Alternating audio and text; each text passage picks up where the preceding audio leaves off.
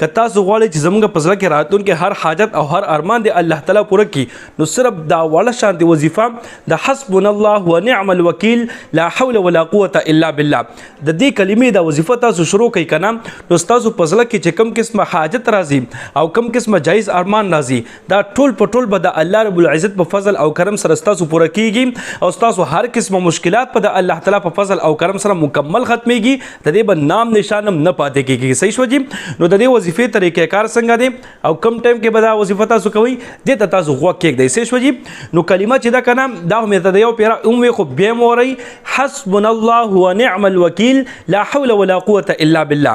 دا کلمه چې دا کنه دا تاسو چې سونه ویل شي مخصوص ټایم هم نشته دی، مخصوص ورځ هم نشته دی چې کم ټایم تاسو ته ملاويږي، کم ټایم کې تاسو بالکل فارغ یې، بس هغه ټایم کې به تاسو دا کلمه وایي حسبنا الله ونعم الوکیل لا حول ولا قوه الا بالله. اوس سو پیری به تاسو وایي هغه تاسو خو تاسو مرزي ده، ک ټول ورځ کې سل پیری ویل شي بیا هم صحیح ده، ک 200 پیری ویل شي بیا هم صحیح ده، ک 300 پیری ویل شي بیا هم صحیح ده، چې سونه ټایم تاسو ته ملاويږي نو چې سونه زیاته وي کنه دونه به زیاته فائدہ منه وي زما عزت مندوم.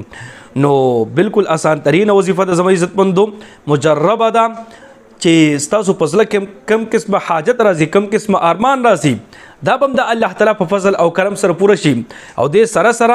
تاسو هر قسمه پریشانی، هر قسمه ټینشن، هر قسمه مصیبت او هر قسمه پریشانی دا ټول په ټول به د الله رب العزت په فضل او کرم سره مکمل ختم شي، د دې به ان شاء الله نام نشانم پاتې نشي. صحیح شو جی؟ نو کوشش وکړئ چې دا کلمه زده کړئ تاسو حسبنا الله ونعم الوکیل لا حول ولا قوه الا بالله. دا کلمه تاسو زده کړئ په ټول ورځ کې چې سل پیری ویلې شي، 200 پیری ویلې شي، 300 پیری ویلې شي، هغه ستاسو خوښه د زما عزت مندو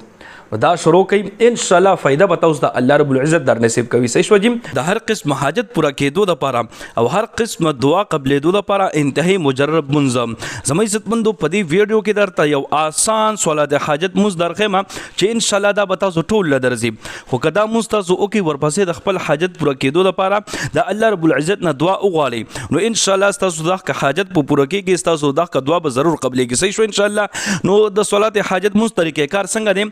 کې دا څه کنه چې تاسو به 2 رکعاته صلات حاجت مونږ نیت وکړئ، نیت مې کو د زړه د اخلاص 2 رکعاته صلات حاجت مونږ کوم خاص د الله پاک لپاره محمد کعبه شریفه په لور کوم الله اکبر. دینه پس په مونږ تاسو شروع کړئ سبحانك اللهم بوي الحمد تر ولد ضالین امین، یعنی دا سورۃ الفاتحه به تاسو یو پیرا وای صرف، ورپسې به ولد ضالین امین نه پس په قل هو شروع کړئ قل هو الله احد الله الصمد لم يلد ولم يولد ولم يكن له كفوا احد، دې ته سورۃ الاخلاص وای. نو دا به تاسو سل پیری وای سورۃ الاخلاص په سل پیری تاسو وای په اول رکعت کې چې څنګه سل پیری برابر شي رکوع به وکي، سجده به دور وکي تاسو،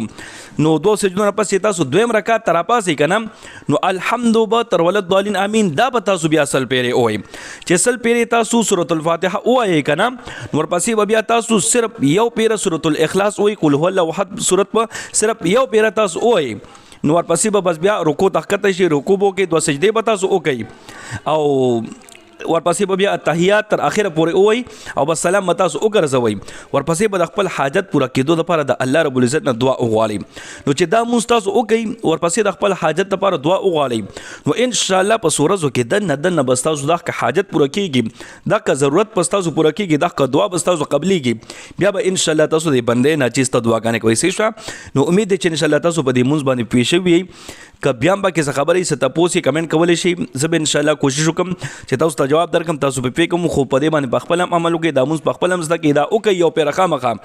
او ثواب په نیت باندې ټول مسلمانانو سره ډیر دا شیر کوي چې هغه هم دا مزده کې دا شروع کوي او تاسو ته دعاګانې کوي. الله رب العزت مخشاله باد ساتم، دعاګانې کوي، دعاګانې وکاو. الله پامان.